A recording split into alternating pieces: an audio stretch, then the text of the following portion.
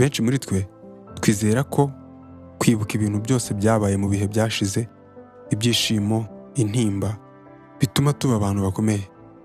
Ariko kenshi twibagirwa ko kwikorera byose twanyuzemo atari ikimenyetso cy'ubwenge. Rimwe na rimwe ubwisanzure nyakuri mu buzima buturuka ku kurekura, ukareka ibyagiye bikagenda, ibyahise bigahita. Iyi nkuru ni nk'ikigereranyo, ni nk'indorerwamo itwereka isomo rikomeye ry'ubuzima. Ku iherezo ryayo ndifuza ko wakwibaza iki kibazo: ese ndi kubaho muri iki gihe cyangwa ndiho ndi kwicwa n'ibyahise? Kera habayeho inyoni yiberaga mu ishyamba. Iyo nyoni yari nziza kandi mu by'ukuri yagiraga umutima mwiza.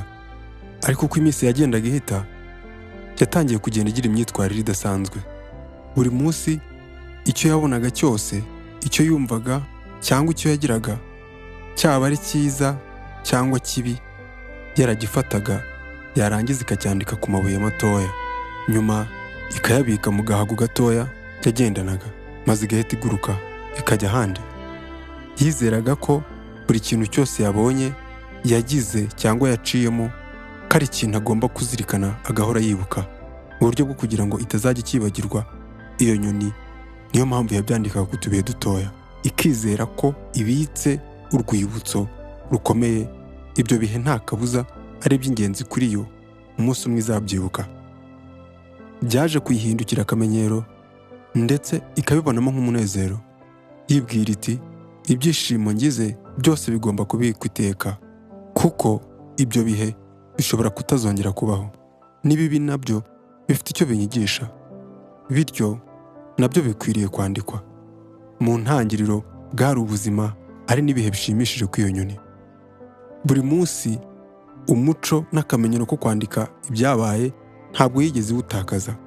Niko yagendaga ishyira amabuye mu gafuka kayo, ariko uko iminsi yagiye ishira, uwo muco n'iyo ngeso yakomeje gukura, irakomera, maze byaje kugeraho agafuka kuzuye cyane. Umunsi ku wundi, kuko yagendaga ica mu bihe bitandukanye, ibyiza n'ibibi, ako gahago niko kagendaga karushaho kuremera.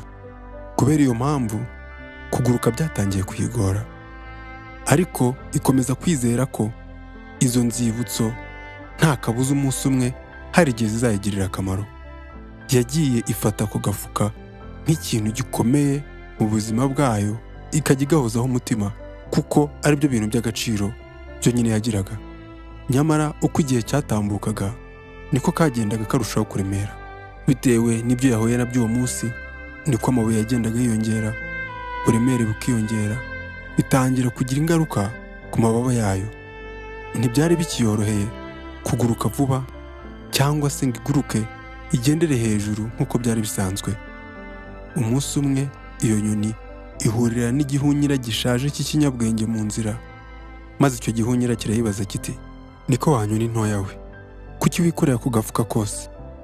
Maze inyoni iramwenyura irasubiza iti, aka gafuka kabitse ubuzima bwanjye bwose, ibyishimo, agahinda n'amasomo yose y'ibyahise. Maze igihunyira gikunja isura kiravuga kiti, none se uri kubaho muri iki gihe, cyangwa uri kuguruka wikoreye umutwaro w'ejo hashize? Maze iyo nyoni ntiyumva icyo bishatse kuvuga, irigurukira maze iragenda. Ariko kuri iyi nshuro kuguruka byari bigoranye, kandi bitangira kuyibabaza kurushaho. Maze ibyumweru birashira, agafuka karuzura, kugeza aho amabuye yatangiye kumeneka. Ubwo inyoni ntiyari igishobora no kuva hasi.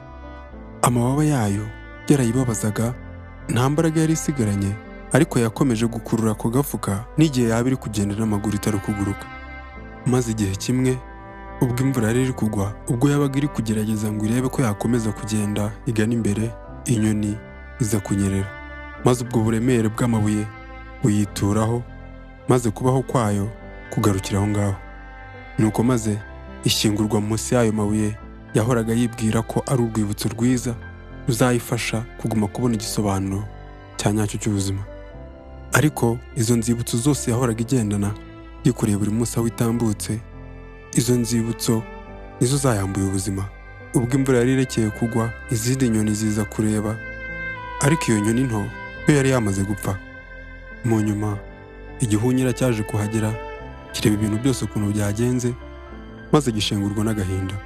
Kiravuga buhoro kiti, urwibutso rugenewe kutuyobora, ntabwo rukwiriye kuturemerera.